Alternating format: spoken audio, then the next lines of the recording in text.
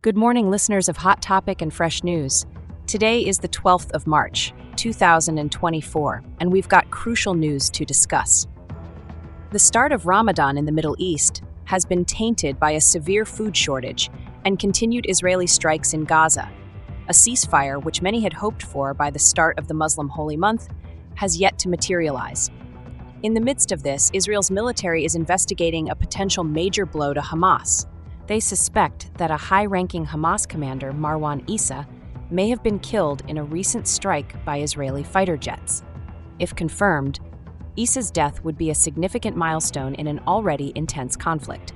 This comes after at least one person was killed and two went missing following an Israeli strike on the Lebanese city of Baalbek, northeast of Beirut. This marks the second time Baalbek has been targeted since the war between Israel and Hamas began. On another somber note, the Gaza Health Ministry reports that at least 31,112 people have been killed and 72,760 injured in Gaza since the war began. Israel, for its part, estimates about 1,200 people were killed in Hamas's October 7th attack, and 249 of its soldiers have fallen since the beginning of military operations in Gaza. Crucial developments are unfolding as we speak, so stay tuned for more in-depth analysis and discussions on these pressing issues. Hello, everyone. This is your host, Emily, a familiar voice to you all. And I'm your commentator, David Newstock, here at your service. We're here on Hot Topic and Fresh News, delivering the latest news to you daily. If you haven't already, make sure you subscribe and turn on notifications so you never miss an episode. Now, let's get straight to the hot topics.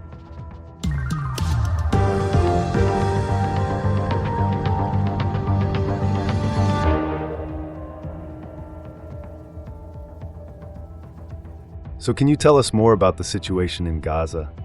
How critical is the food shortage amid the ongoing conflict? The situation is indeed quite grave. With the beginning of Ramadan, a time usually marked by fasting and celebration, the people of Gaza are having a hard time.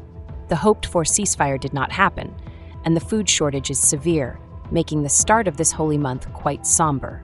Can you elaborate on the potential major blow to Hamas? The Israeli military conducted a strike over the weekend, targeting an underground compound in central Gaza. The strike was aimed at Marwan Issa, a high-ranking Hamas commander. However, confirmation about Issa's death is still pending. What's the situation in the Lebanese city of Baalbek? Baalbek was struck by Israel on Monday. This marked the second time the city has been targeted since the war between Israel and Hamas began.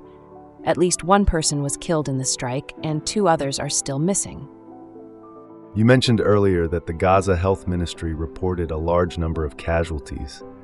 Can you break down those figures for us? According to the Gaza Health Ministry, at least 31,112 people have been killed and 72,760 injured since the war began. It's important to note that these figures do not distinguish between civilians and combatants. And what about the Israeli side? Israel estimates that about 1,200 people were killed in Hamas's attack on October 7th. They also reported that 249 of their soldiers have been killed since the start of military operations in Gaza. In my opinion, this escalating conflict is a worrying situation. The rising death toll, the food shortage during Ramadan, and the continued strikes all signal a devastating humanitarian crisis unfolding in the region. Are we not jumping to conclusions a bit too hastily here? Could there be more to the story that we're not seeing? While it's possible that there are facets of this conflict that we might not fully grasp, the current data and reports make the severity of this crisis quite apparent. It is our duty to report on these issues and raise awareness. You're right. My apologies. I didn't mean to downplay the gravity of the situation.